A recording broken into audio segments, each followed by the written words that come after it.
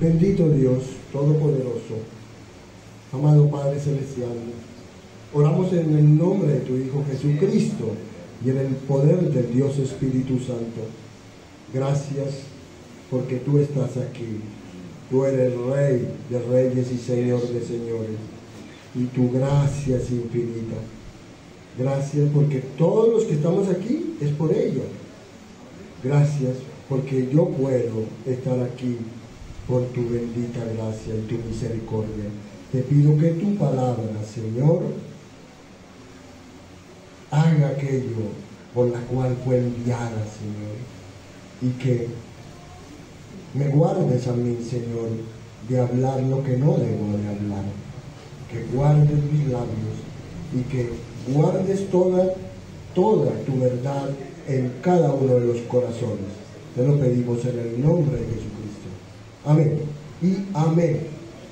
Hermanos, enseñanzas, alguien dijo enseñanzas que transformaron el mundo. Yo les digo enseñanzas que transforman vidas. Eso es el título en esta tarde.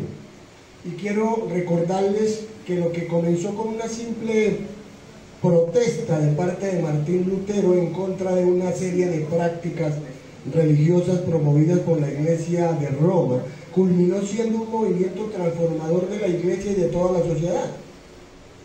Este movimiento, denominado como la Reforma, se expandió por los próximos 200 años, cruzando el océano y llegando hasta Norteamérica. De ahí que las denominadas 5 solas, hermanos, que ustedes tienen ahí enfrente, de las cuales espero haya oído de alguna manera, resumieron la teología propulsada por la Reforma. Y entonces Lutero clavó sus 95 tesis en la puerta de la Catedral de Wittenberg, el 31 de octubre de 1517, como decía nuestro hermano. La queja principal de esta tesis era la venta de indulgencias, con las cuales se pagó una buena parte, le cuento, de la construcción de la Basílica de San Pedro. Sin embargo, esto inició todo un movimiento que culminó revisando no solo la venta de indulgencia, sino también toda la teología que la Iglesia de Roma practicaba y enseñaba. De ahí que por años los teólogos de la Reforma cuestionaron y cambiaron el entendimiento de la salvación del hombre, que la Iglesia católica abrazaba junto con toda la teología relacionada al plan de redención. Con el paso del tiempo se hizo necesario resumir todo ese nuevo entendimiento teológico, con tal de que otros pudieran visualizarlo de una manera sencilla, no simplista, ¿no? Sencilla. Esto fue lo que dio origen a estas 5 famosas frases conocidas como las 5 solas. Y pues, déjenme recordar la sola Escritura, que nos dice que la palabra de Dios es la máxima autoridad en materia de fe y práctica. Solo Cristo. La salvación se encuentra solo en Cristo, lo cual excluye cualquier otro camino para llegar a Dios. Solo gracia, la salvación es un regalo de Dios, ¿verdad? Dios es el que salva. Solo fe, la salvación solo puede ser recibida cuando ponemos nuestra fe en aquel que murió por nosotros en nuestro lugar. Y solo a Dios la gloria, porque ese es el propósito de la salvación que nosotros recibimos. ¿Qué? Glorificar a Dios. Usted es salvado para que glorifique a Dios. De manera que estas frases representan el corazón de la teología reformada y resumen verdades no negociables del Evangelio. No son negociables. No es que usted va a pensar de una manera o de otra. No. Entonces, por lo que la fortaleza de una iglesia depende de las verdades que la sustentan. De ahí que toda iglesia bíblica necesite no solo abrazar estos principios, sino también proclamarlos de una manera que garantice que estos sean pasados a la próxima generación. Lamentablemente, aunque muchas iglesias han asumido estos principios, han dejado de proclamarlos con claridad y frecuencia, por lo que con el tiempo todo lo que es asumido va siendo ¿qué? Olvidado poco a poco. así nuevas generaciones en los últimos años desconocen parcial o completamente toda la historia detrás de esta teología, y poco a poco han venido desarrollando una teología liberal y un pragmatismo, digámoslo así, ignorante en la centralidad de la gloria de Dios en el plan de redención. Ahora, no sé cuántos se han percatado de que hay un resurgimiento, ¿verdad?, de las doctrinas de la gracia en nuestros días, aún dentro de iglesias que vienen de un trasfondo pentecostal o de cualquier otro, ¿cierto? Por tanto, hablar de estos temas contribuye a fortalecer y a promover este nuevo mover en Latinoamérica. Vean, para la muestra un botón, ya en Girardot hay 2 iglesias reformadas. Aunque ciertamente la iglesia primitiva no usó esta terminología para hablar de sus creencias, cada una de estas frases está arraigada en la revelación del Nuevo Testamento que daba continuidad al pacto anterior. De ahí que a lo largo de la historia la iglesia ha elaborado credos, declaraciones de fe y frases como las que aquí definimos, no como una forma de traer nueva revelación, porque no hay nueva revelación, ¿no?, sino buscando maneras de afirmar lo ya conocido, para evitar que las verdades fundamentales de nuestra fe cristiana sean olvidadas en el tiempo, o tratando de llamar a la iglesia a sus raíces, volver a sus raíces. Por ello oramos para que el mismo Dios que levantó a un Martín Lutero o a un Juan Calvino, por nombrar otros, ¿no?, aparte de los que nombró nuestro hermano pastor, vuelva a hacer lo mismo en nuestros días, y que la transformación de la iglesia y de la sociedad vista en Europa y Estados Unidos entre los años 1500 y 1700 pueda ser vista en nuestra región. Y hoy, por supuesto, por la misericordia del Señor, y como ya saben, en atención al llamado de nuestro pastor David, que me dio este gran privilegio, tengo el grandísimo honor de glorificar a Cristo y a la vez la gran responsabilidad de dirigirme a ustedes, amados hermanos y hermanas, para ver un poco más de cerca el postulado de la sola gracia. Para ello quiero pedirle el favor que me acompañe a leer la palabra de Dios que se encuentra en la carta a los Efesios, capítulo 2, versos 4 al 9.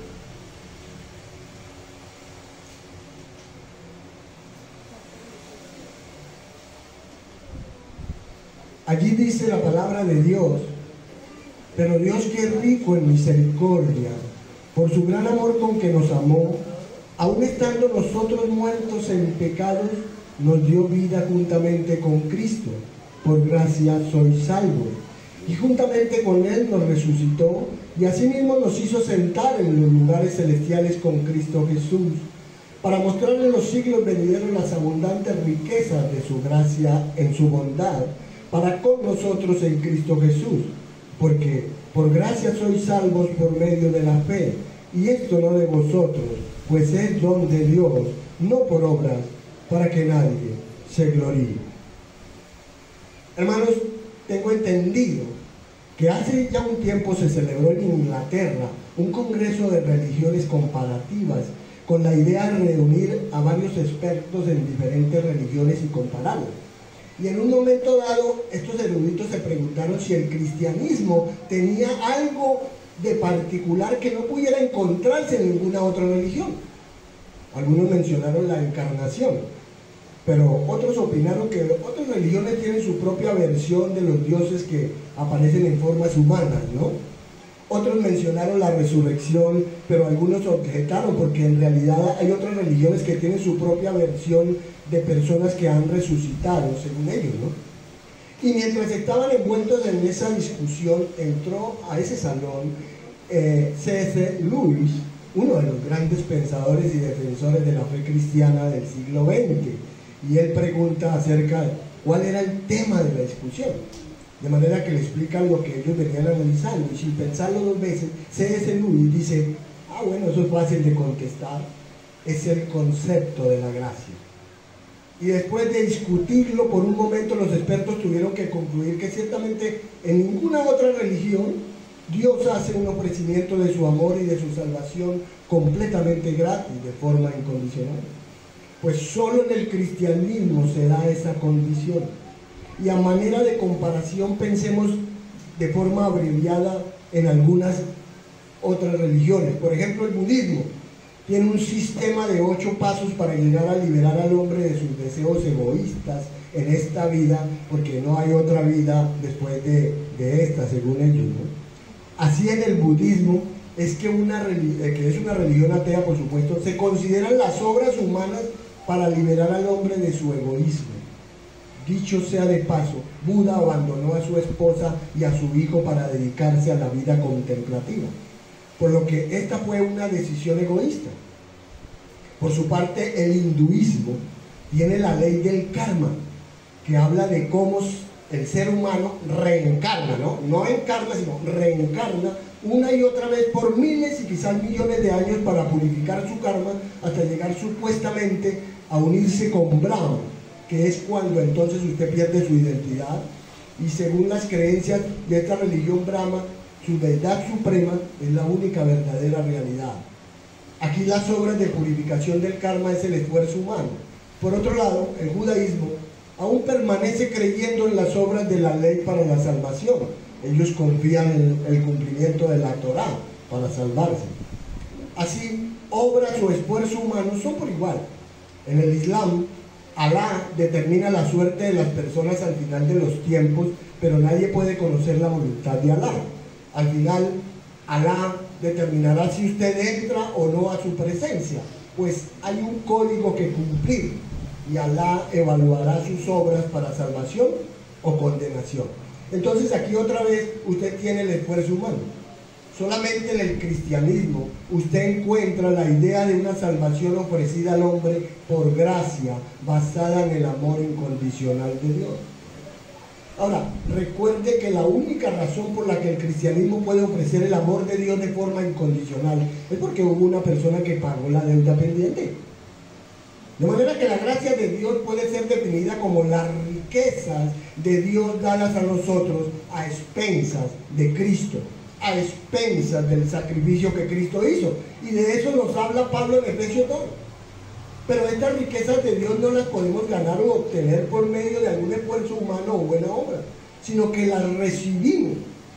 Al respecto, déjenme compartirles con humildad y brevemente, aunque no acostumbro a hacerlo, algo muy importante de mi vida. Hermanos, creo que yo nunca olvidaré lo ocurrido dentro de mí durante el primer semestre del año 2008, precisamente por la trascendencia de lo que pasó en mi vida. En esta época yo estaba sumergido en una combinación de desastre emocional e insatisfacción existencial. Y a pesar de que había sido criado de alguna forma con temor al Señor y que se me había compartido anteriormente el Evangelio, mis anhelos y sentimientos más profundos no tenían nada que ver con Dios. Sin embargo, en esa oportunidad, mi corazón comenzó a ser transformado de repente, pues pude ver realmente mi condición de pecado y sentir la necesidad de salvación. De ahí en adelante vinieron nuevos anhelos y deseos, los cuales todos estaban enfocados en Dios y especialmente en el Señor Jesucristo. Y ahora entiendo que lo que sucedió en aquella oportunidad fue que experimenté la salvación que solo Dios nos puede conceder por su bendita gracia. Por supuesto, esto causó una profunda impresión al darme cuenta de que iba rumbo al infierno, pero a la vez me maravillé al ver la mano de Dios rescatándome y convirtiéndome en un heredero del cielo junto a su Hijo por la eternidad. De manera que esta experiencia de conversión no es otra cosa que la experiencia de la gracia de Dios que prueba todo aquel que ha nacido de nuevo. Y esta experiencia, quiero decirles, amados hermanos, que es algo así, solo que en un grado mayor, como pasar de forma súbita de la pobreza extrema a un estado de riqueza incalculable con trascendencia eterna. Entonces quiero enfocarme primeramente en que la gracia de Dios no tiene nada que ver con nuestras obras o con nuestros esfuerzos humanos, porque, en primer lugar, todas nuestras obras están teñidas por el pecado. Como mencionamos anteriormente, mucha gente está contando con ir a la presencia de Dios basado en sus buenas obras. Muchos son los que se consideran que al no haber matado a nadie, al no haber robado o no haber sido infiel, sus obras buenas van a pesar más que sus malas obras, y que bajo ese criterio Dios Padre terminará perdonando sus pecados y concediéndole vida eterna. Pero aquellos que piensan de esa manera ignoran cuál es el veredicto de Dios con relación a las obras de los hombres.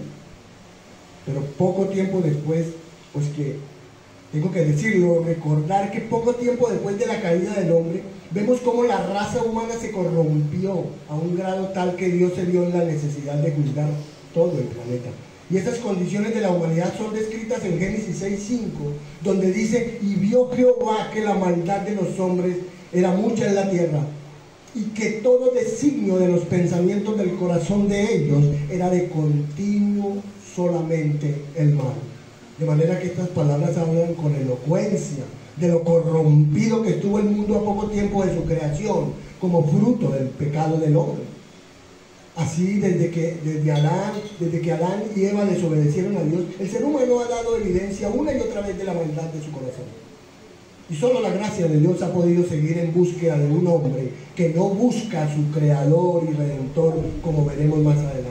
Y en la época de Isaías, con toda probabilidad, él era el hombre más recto en Israel. Este hombre, considerado como el profeta mesiánico, tiene un encuentro con la santidad de Dios y exclama en Isaías 6:5: entonces dije, ay de mí que soy muerto, porque siendo hombre inmundo de labios y habitando en medio de pueblo que tiene labios inmundos, han visto mis ojos al Rey, Jehová de los ejércitos.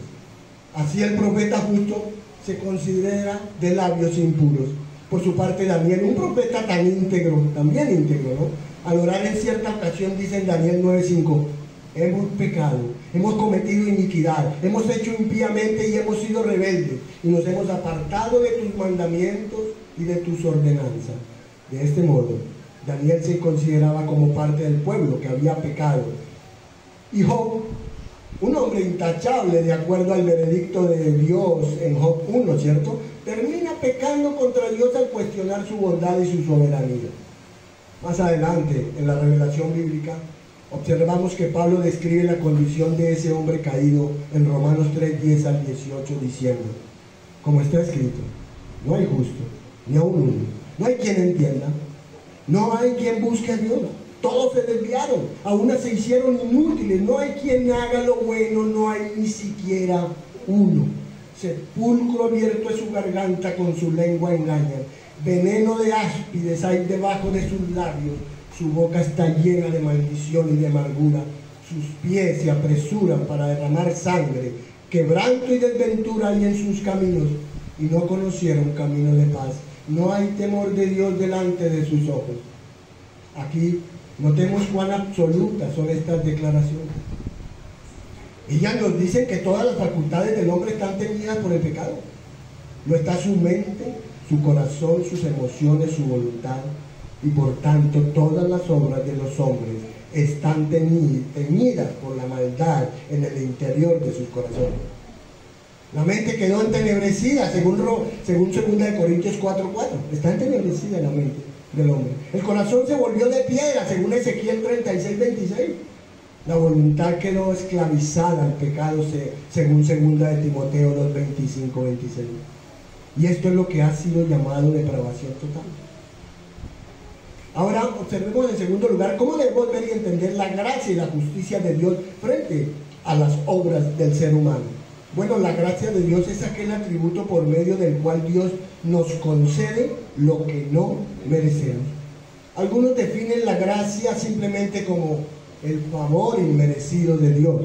Entonces, la gracia de Dios se define con frecuencia como ese favor que se recibe, pero que no se merece.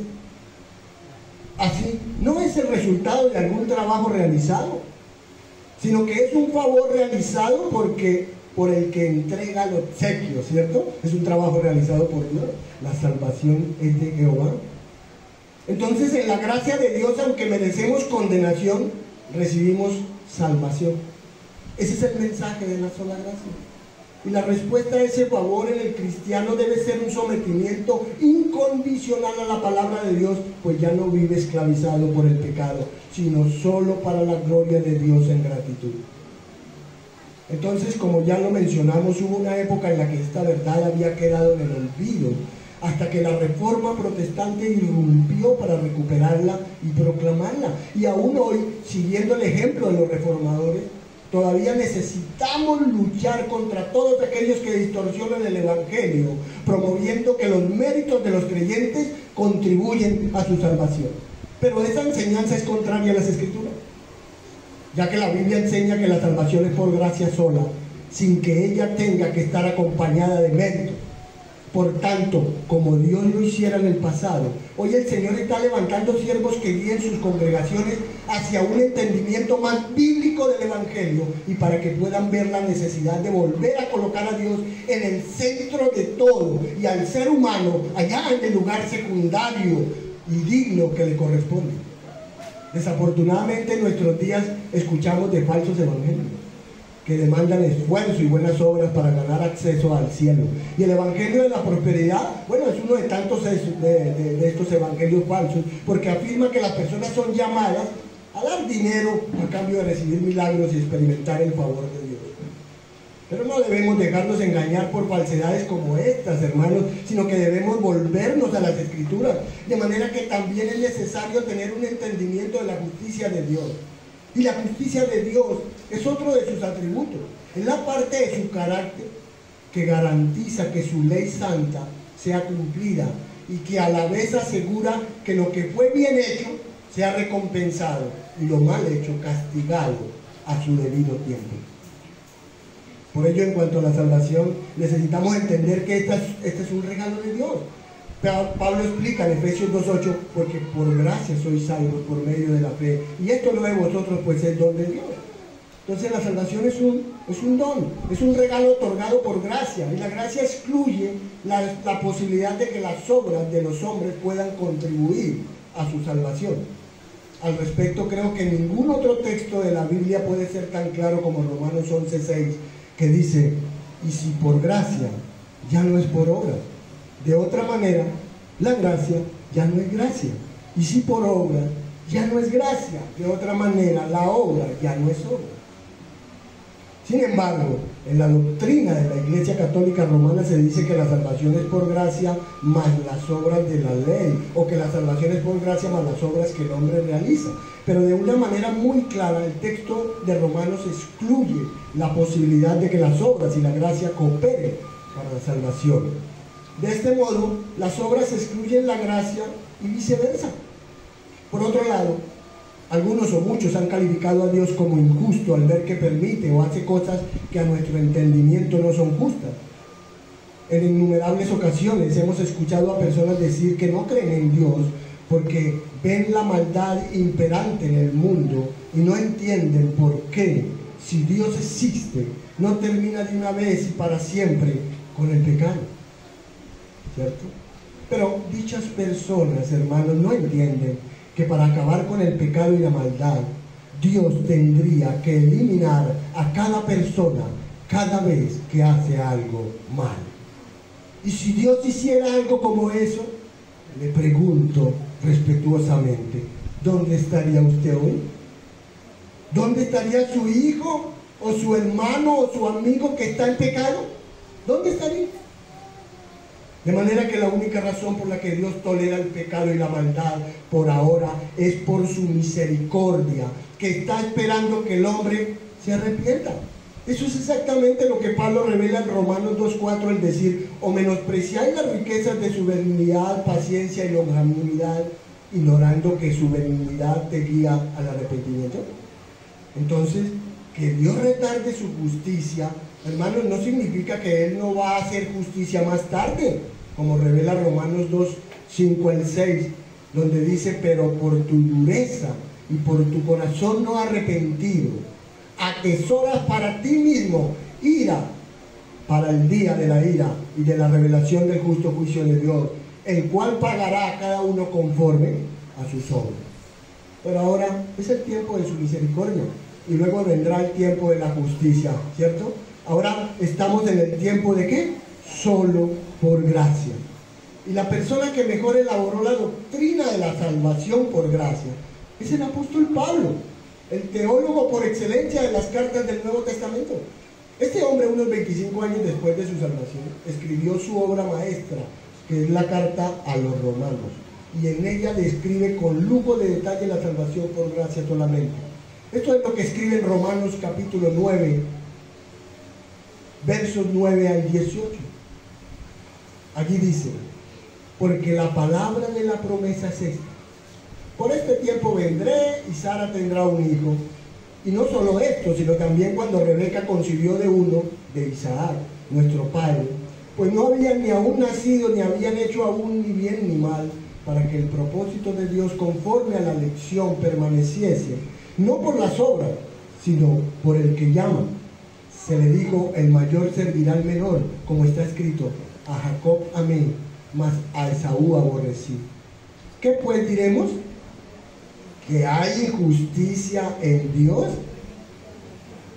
En ninguna manera, pues a Moisés dice: tendré misericordia del que yo tenga misericordia, y me compadeceré del que yo me compadezca. Así que no depende del que quiere ni del que corre, sino de Dios, que tiene misericordia. Porque la Escritura dice a Faraón: para esto mismo te he levantado, para mostrar en ti mi poder, y para que mi nombre sea anunciado por toda la tierra. De manera que de quien quiere tiene misericordia, y al que quiere endurecer, endurece. Aquí estos son los hechos presentados, hermanos. Miren, entre dos hermanos en un mismo vientre, concebidos de un mismo padre y de una misma madre, hubo una elección de parte de Dios del menor sobre el mayor, lo que es contrario a lo acostumbrado por el pueblo hebreo, ¿cierto? Y esta elección se hizo antes de que los hermanos hubiesen hecho algo bueno o malo. La elección se hizo para que el propósito de Dios en la elección se cumpliera. La elección se hizo no por las obras, de manera que fue una elección por pura gracia. Dios amó a Jacob, aunque éste engañó a su padre, ¿cierto? Y luego engañó a quién, a su suegro, pero aborreció a Esaú. Con esto último entendemos que cuando el texto indica que aborreció a Esaú, Dios estaba hablando en términos comparativos, hermano. Por lo que Jacob recibió una gracia especial y Esaú recibió una gracia general. Entonces, cuando usted compara ambos, pareciera que Dios amó a uno y aborreció al otro. Pero esto es como cuando el Señor Jesús enseñó que debemos aborrecer a padre, madre e hijos. Y si no, no podemos ser sus discípulos, ¿cierto? Allá en Lucas 14, 26. Sin embargo, al mismo tiempo nos ordenó amar a nuestros enemigos. De manera que aborrecer a padre y madre en el contexto de la revelación de Dios siempre es usado por Jesús también en términos comparativos. Lo que quiere decir es que nuestro amor por Dios debe ser tan superior, tan grande a cualquier otro amor, que nuestro amor por el padre y la madre y los hermanos podría ser catalogado de aborrecimiento. Así, Jacob recibió un trato especial sobre su hermano Esaú. Eso parecería ser injusto a los ojos de muchos, ¿cierto? A lo que Pablo responde: ¿qué pues diremos? ¿Que hay injusticia en Dios? De ninguna manera. Entonces, como usted lo puede ver en toda la historia bíblica, hay un Dios que escoge a uno sobre otro por razones desconocidas para nosotros. Así Dios eligió a Abraham cuando éste no le buscaba siquiera, ¿cierto? ¿Por qué no eligió al papá de Abraham o al hermano de Abraham? Porque Dios es soberano en la elección. Y Dios eligió al pueblo judío como nación santa, ¿cierto? En Deuteronomio 7. Ahora, ¿por qué no eligió otra nación? ¿Por qué? Porque Dios no escogió otro pueblo. Porque Dios es soberano en la elección. Así Dios eligió a los profetas. Y de Jeremías leemos que Dios lo eligió desde antes de ser concebido, allá en Jeremías 1:5. Y Pablo dice algo similar de sí mismo en Gálatas 1:15. Entonces, cada uno de los profetas fue elegido mientras otros personajes que vivían y trabajaban junto a ellos fueron pasados por alto. Y la experiencia de los apóstoles no fue diferente. Si ustedes se acuerdan, Cristo habló con respecto a esta elección en Juan 15:16 al decir: no me elegisteis vosotros a mí, sino que yo os elegí a vosotros.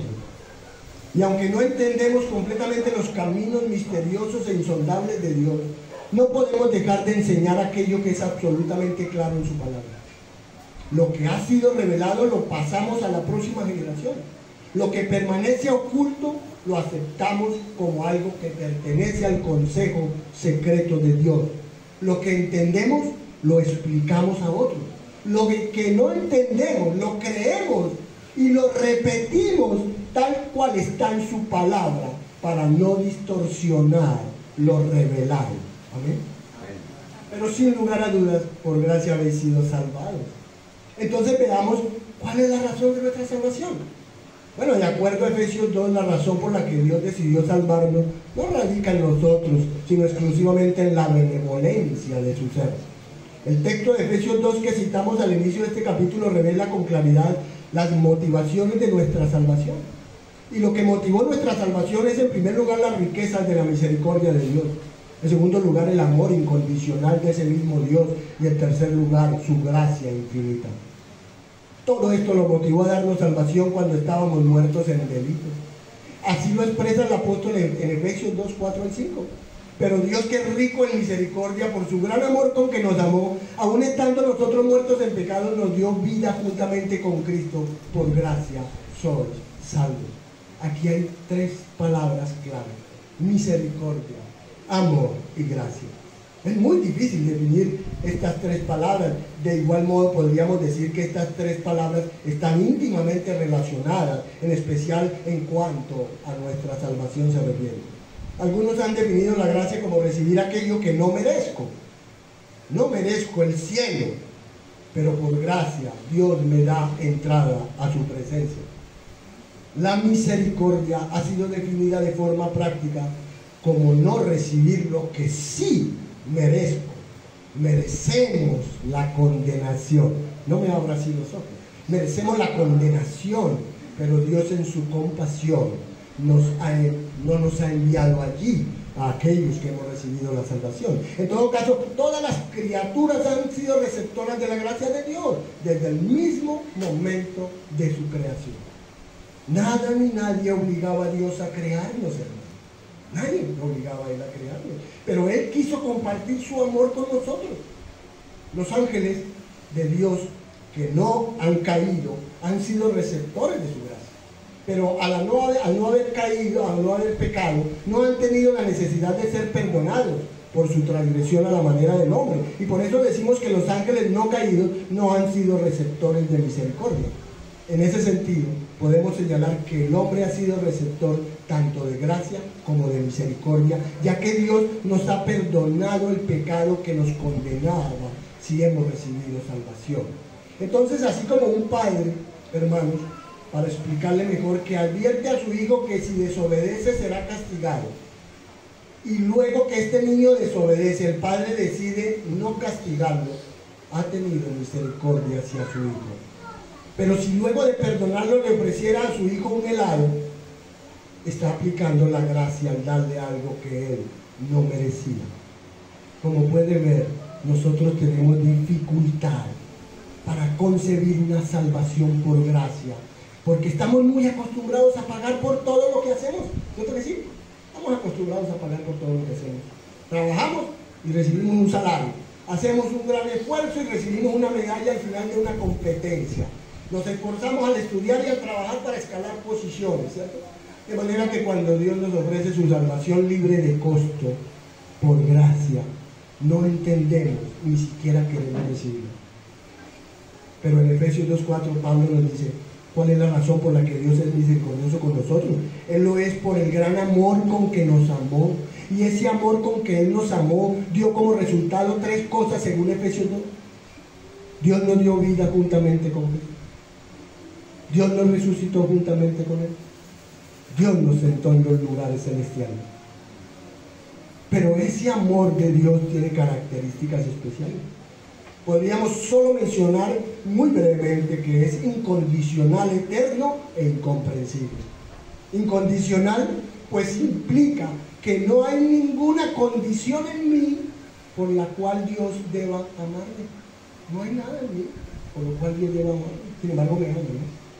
Es eterno, porque no ha habido un solo momento en que Dios no nos haya tenido en su mente, y por eso nos ha amado desde siempre, ya que Dios no ama por necesidad, hermanos, no, sino porque Él es amor.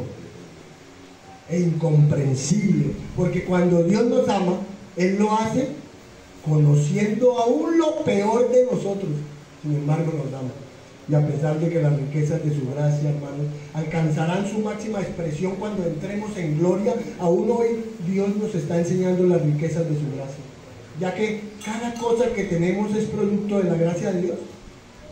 La comida, por ejemplo, que usted tendrá en esta noche es fruto de que Dios ha hecho llover en el campo para que crecieran los alimentos, y es fruto de la provisión de Dios para con usted, porque de seguro hoy, hermanos, millones de personas se acostarán sin comer, y probablemente si usted está aquí escuchando este mensaje, usted no será uno de ellos, y eso es gracia.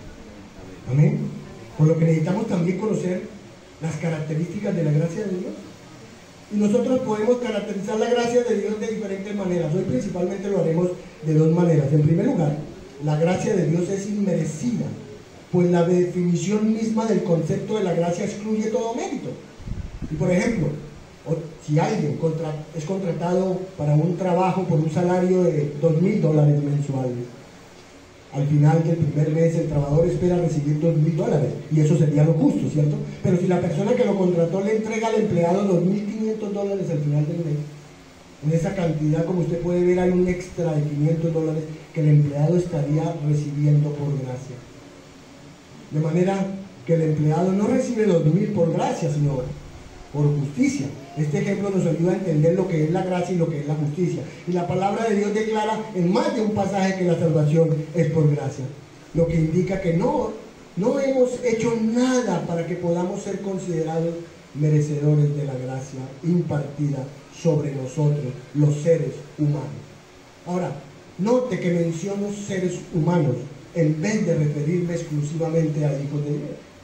Y eso se debe a que todos los seres humanos hemos sido beneficiados con su gracia, como dijimos ya. Por ello en teología hablamos de la gracia común de Dios recibida por todos los seres humanos y la gracia especial recibida por un grupo selecto. Así la gracia común de Dios es aquella que reciben todos los seres humanos independientemente que sean creyentes o no creyentes.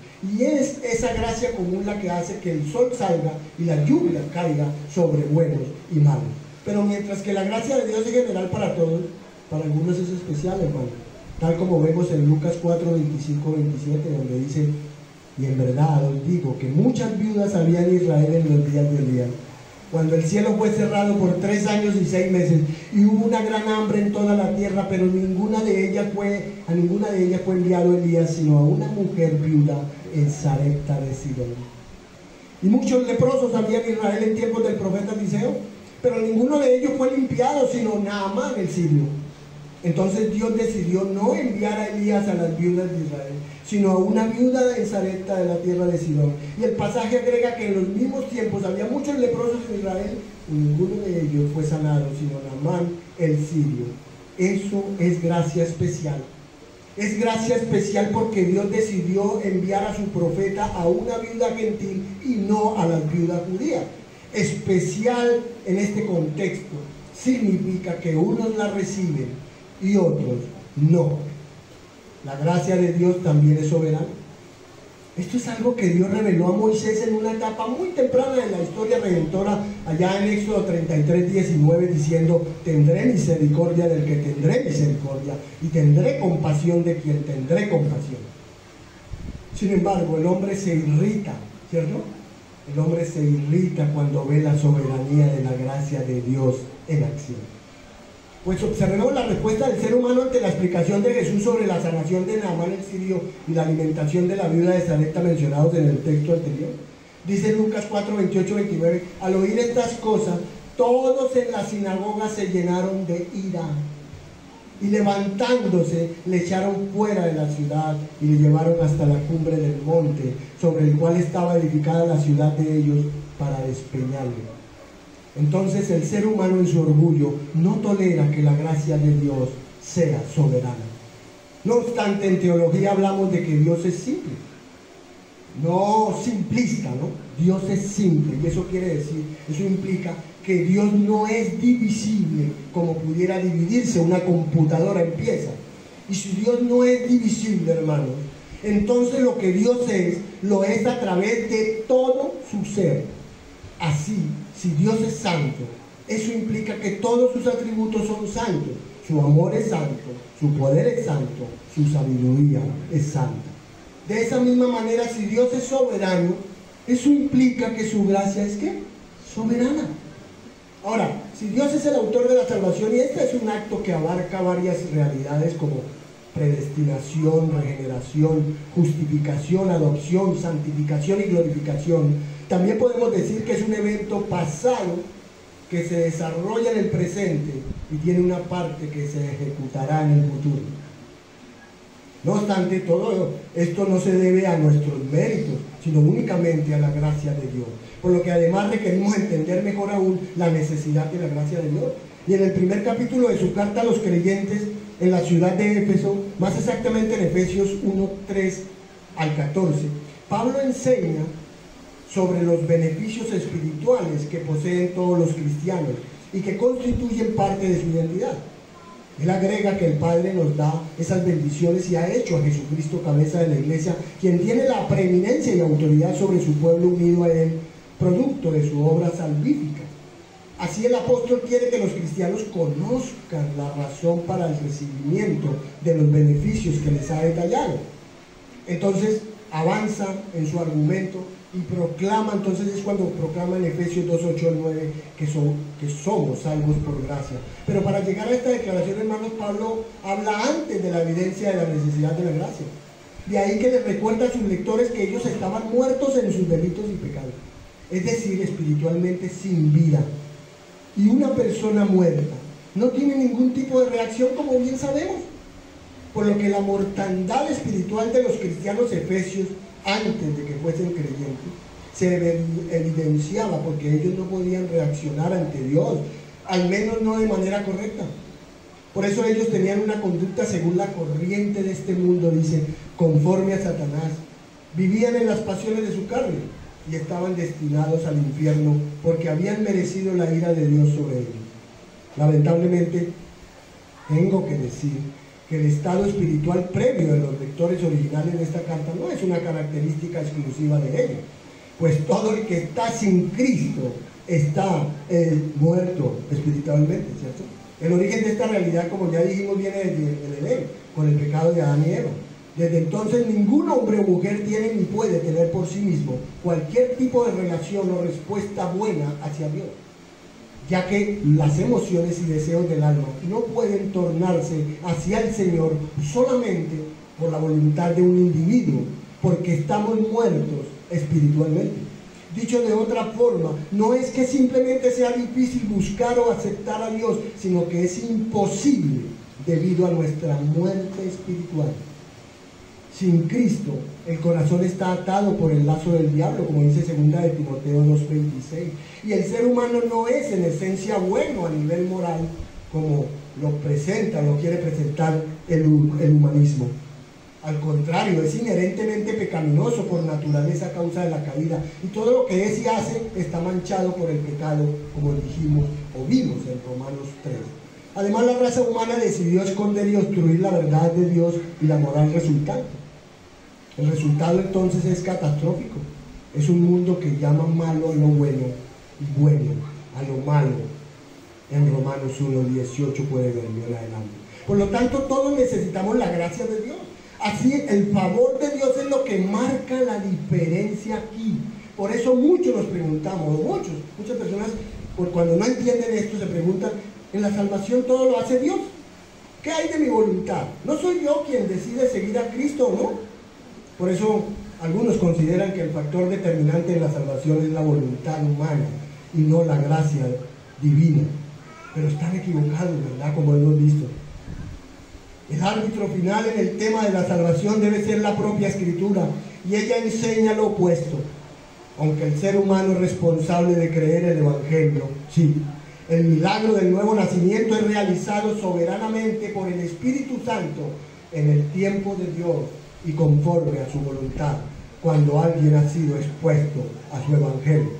Allí Dios obra en el corazón del pecador, regenerándolo, lo cual lo habilita para expresar con su boca que Jesús es el Señor.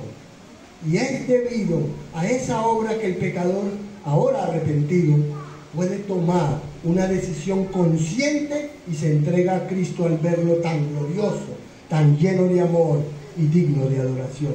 De manera que somos salvos por gracia, no producto del libre albedrío humano, ¿no? Algunos pueden sentirse rígidos o fruncir el ceño con esta afirmación.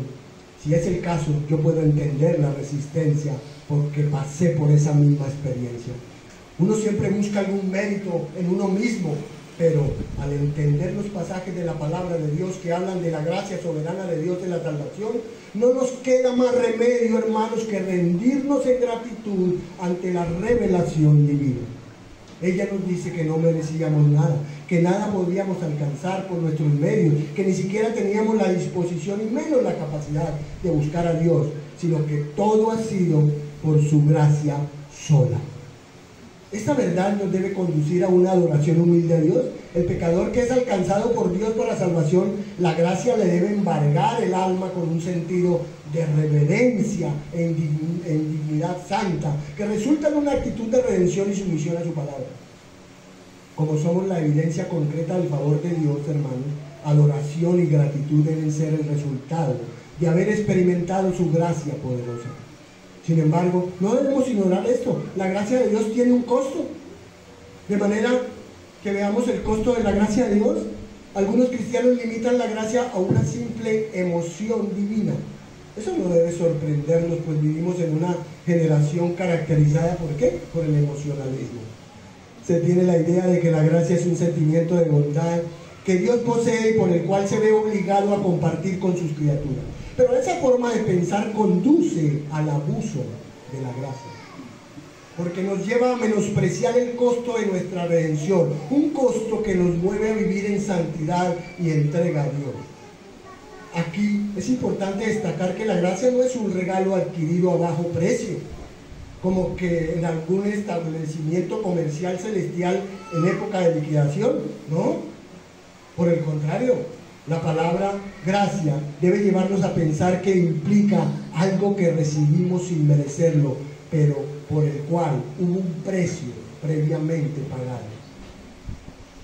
Así, por definición, la gracia de Dios hacia los pecadores presupone una tragedia de trascendencia cósmica, producto de que el Hijo de Dios asumió el costo de la reconciliación.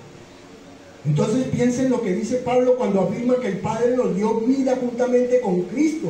Por gracia ustedes han sido salvados.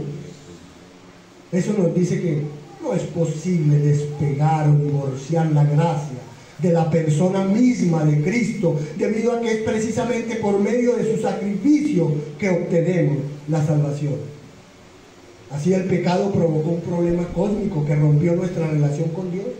Sin embargo, Dios, en vez de ignorarlo o simplemente destruir a la raza humana, ¿cierto? Él hubiera podido hacer eso. Dios lo enfrentó para solucionarlo. En Isaías 53 describe magistralmente lo que Cristo padeció por su pueblo.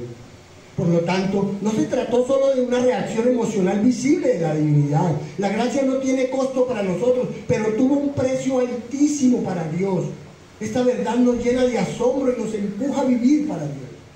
Si Cristo sufrió hasta derramar su sangre en la cruz, ¿no deberíamos caminar en santidad y en gratitud a su amor? ¿No deberíamos también estar dispuestos a darlo todo por causa de su reino?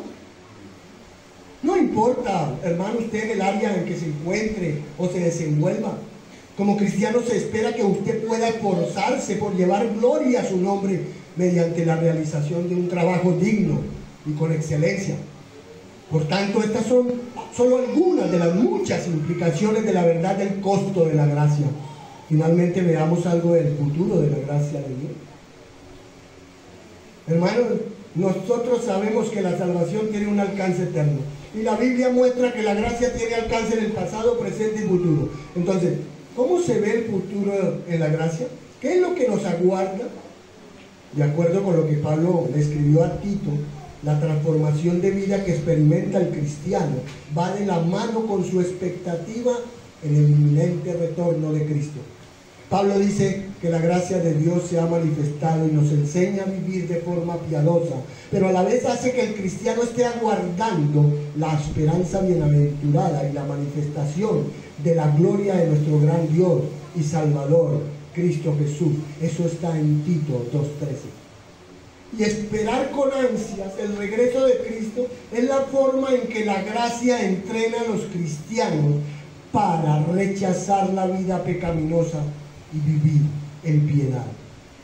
La gracia nos anima a clamar que Cristo regrese. Nos exhorta a vivir en función de la eternidad, porque nuestra mirada está orientada hacia el trono de Cristo y hacia su gobierno en su segunda venida. Esa es la esperanza de todo cristiano, porque en ese día el sufrimiento se acabará y seremos completamente libres de la presencia del pecado en nuestras vidas. Así, la gracia de Dios terminará lo que empezó en nosotros y por fin seremos tan puros y santos como Jesús. De manera que, qué grandioso es saber que esa gracia nos permite disfrutar del gozo de conocer a Cristo al verlo en persona. Cuando llegue ese día, no habrá más llanto, ni clamor, ni dolor, ¿verdad? Cristo será nuestra luz y estaremos con Él por siempre. Por lo tanto, ante las tragedias y desaciertos que vivimos hoy, que usted ha enfrentado hoy, podemos descansar en la promesa de su regreso y en nuestra glorificación, y así encontrar aliento y esperanza en medio del caos. Pues el Dios que mostró su gracia al rescatarle es el Dios que promete seguir mostrándola por toda la eternidad. Hermanos, Dios creó al hombre para vivir en relación estrecha con Él, pero el hombre pecó y se alejó de Dios, y desde entonces ha dado evidencias de la maldad que esconde en su corazón. Por ello, por medio de su Hijo, Dios ha ofrecido un camino de salvación a personas que no merecen dicha salvación y que nunca han deseado transitar por los caminos de Dios.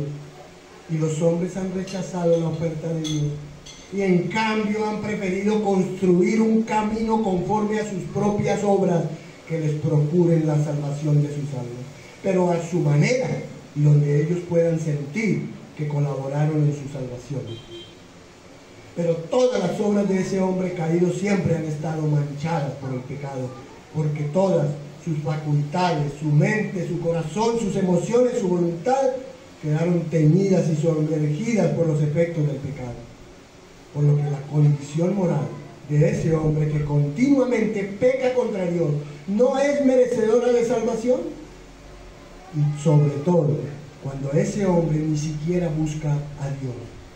Pero Dios, que es rico en misericordia, se ha apiadado de nosotros y nos ha otorgado una salvación basada exclusivamente en su gracia y en su amor incondicional y eterno.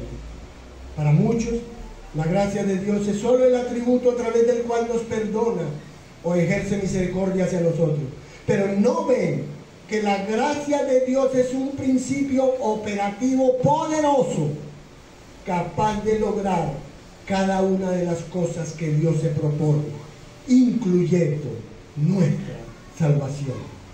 Por eso su gracia ha sido llamada irresistible, y de eso tal vez en otra oportunidad hablaremos. Por ahora le damos gracias al Señor. Espero que usted haya entendido esta gran verdad, maravillosa verdad, que transforma vidas y que transformaron el mundo. Gloria al Señor Jesucristo. Amén. Dios les bendiga a todos.